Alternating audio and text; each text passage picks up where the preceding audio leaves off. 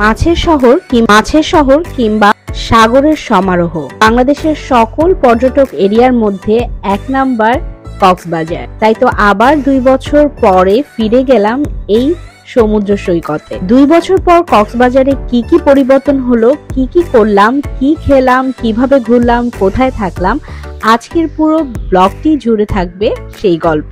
মাছ পাগল মানুষ, তাই মাছের সন্ধানে কিন্তু আমি সর্বপ্রথমই বেছে নিই অলওয়েজই কক্সবাজারকে।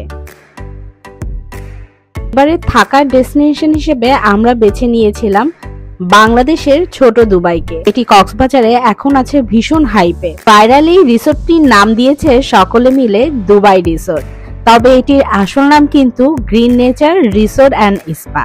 শুরুতেই ওদের ওয়ার্ম ওয়েলকামে আমি তো একদমই মুগ্ধ, পাশাপাশি ওদের এত ওয়েল ডেকোরেটেড প্লেস দেখে চোখের আরাম কেউ আসলে ধরে রাখতে পারবে না। ফ্রন্ট ডেস্ক অর রিসেপশন যেটাই বলি না কেন, এই প্লেসটা ছিল খুবই সুন্দর এবং সাথেই সকল ফর্মালিটি শেষ করেই যখন ভিতরে ঢুকেছি, এটার ভিতরে ঢোকার সাথে সাথে পুরো ভিউটি এক কথায় আপনার মন কেড়ে নিবে।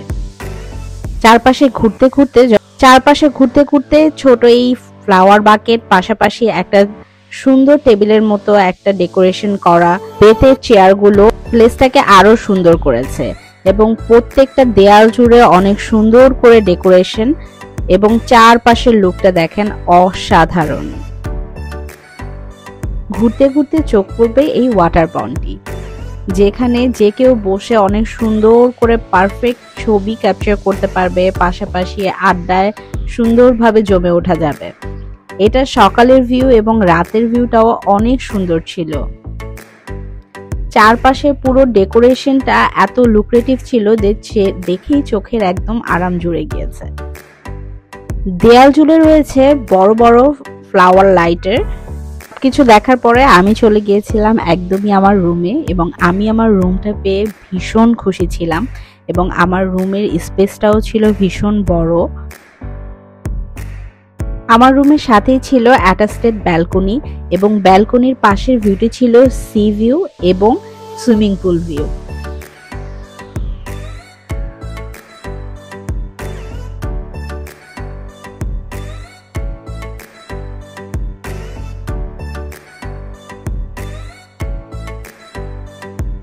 ব্যালকনি থেকে রুমে যখন আবার এন্ট্রি করা হয় তখন কিন্তু একটা অ্যাস্থেটিক এন্ট্রান্স লুক আসে, যেটি আসলে অনেক অনেক অনেক বেশি সুন্দর। হঠাৎ করে রুম ট্যুর দিতে দিতে আমাদের রুমের বেল বেজে ওঠে। সো গেট খুলতেই আমি দেখি যে আমাদের জন্য ওয়েলকাম ড্রিঙ্কস পাঠানো হয়েছে, যেটি একদম ফ্রেশ পাপায়া জুস পাঠানো হয়েছে। Let's cheers our special anniversary trip with this healthy papaya juice.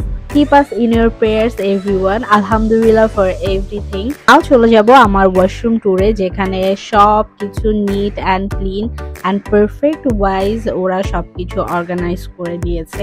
Towel setup থেকে স্টার্ট করে শাওয়ার জেল, লোশন, সোপ, সবকিছু এখানে অ্যাভেলেবেল ছিল। অ্যান্ড দিস ইজ মাই বেডটাও প্রচুর পরিমাণে কমফোর্ট ছিল। এক কথায় বলা যায় পুরো প্লেসটাই একদম নিট অ্যান্ড ক্লিন এবং অ্যাস্থেটিক ছিল। This was evening view and এত সুন্দর করে লাইটগুলো সেট আপ করা। এটা কিন্তু ওদের রুফটপ বারবিকিউ একটা সেশন আছে, সেটার একটা ভিউ। ওখানেও প্লেস এত সুন্দর, এটা ইনডোর আউটডোর করা, স্পেশালি সামুদ্রিক মাছ দেন মুরগি সবকিছু ওরা এখানে বারবিকিউ করে দেন সার্ভ করা হয় যে যেটা আসলে খেতে চায়। রুফটপের সাথেই অ্যাটাচড করা একটা ওয়াশরুমও আছে। ওয়াশরুমগুলোও একদম নিট অ্যান্ড ক্লিন ছিল।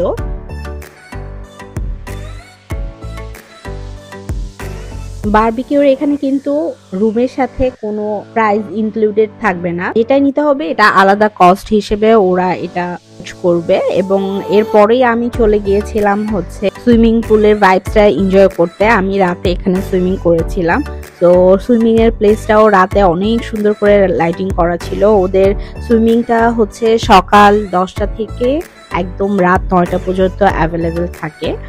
নেচারালি সবাই যেটা করে যে আফটার ব্রেকফাস্ট দেন সবাই হচ্ছে দিনের ভিউতে সুইমিং পুলটা এনজয় করে এবং রাতেও যারা যারা করতে চায় তারা করতে পারবে। এটি সুইমিং পুলের জন্য ওরা স্পোর্টস অর সিনথেটিক যেই ফেব্রিক গুলো আছে এগুলোকে পারমিট করে থাকে, আদারওয়াইজ ওদের ওখান থেকেও কিনে নেওয়ার অপশন আছে। বেটার নিজে ক্যারি করাটাই। বাফেটের টাইমটা সকাল 7:30 থেকে 10:30 পর্যন্ত। বাফেটের আইটেমের মধ্যে খুব বেশি যে আইটেম ওরা ইনক্লুড করেছে সেটা না, আমি যদি কম্পেয়ার করি যে সাইমনে এর থেকে আরো বেশি কিন্তু অনেক আইটেম থাকে। সো আমার কাছে ওদের বাফেটটা খুব বেশি, ফুডের টেস্টটাও ন্যাচারাল ছিল।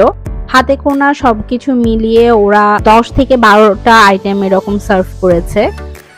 মানুষ উইকেন্ডেতে আসে হচ্ছে গিয়ে একটু রিল্যাক্স করতে, তো এরকম যদি সিস্টেম থাকে যে না আমরা সকালবেলা খুব দেরি করে উঠবো, যখন খুশি তখন আর কি নাস্তা করা যাবে, এটা হলে সবচেয়ে বেস্ট হয়। বাট এটা যেহেতু ইন্টারন্যাশনাল ওয়াইজই একটা হোটেল ম্যানেজমেন্টের সিস্টেম, সো এটা তারা চেঞ্জ না করলে আসলে মানুষের মুডের উপরে কখনোই এটা চেঞ্জ হবে না। বাট তারপরেও মানুষের আবদারের কোনো শেষ নেই। অ্যাজ ইউজুয়াল আমারও সেম আবদার ছিল যে আমি যদি সকাল সকাল না উঠতে পেরে অনেক ঘুমাতে পারতাম তাহলে খুব ভালো লাগতো, বাট আনফরচুনেটলি এটা পসিবল ছিল না। বাট ওভারঅল ওরা যেই খাবারগুলো সার্ভ করেছে কোয়ান্টিটি মধ্যেই আমার কম লেগেছে, এটাই হচ্ছে প্রবলেম ছিল। But overall it was good. এখানে ওদের একটা লাইভ ডিমের সেশন আছে, যেখানে যে অমলেট অর পোজ যে যেরকম খেতে চায় সেটা প্রিফার করলে ওরা ইনস্ট্যান্ট সেটাকে সার্ভ করবে। আর আমি এখানে ওভারঅল আমার পুরো খাবার নিয়ে বসেছিলাম, দেশি বিদেশি সকল আইটেম, বেশি আইটেম ছিল না,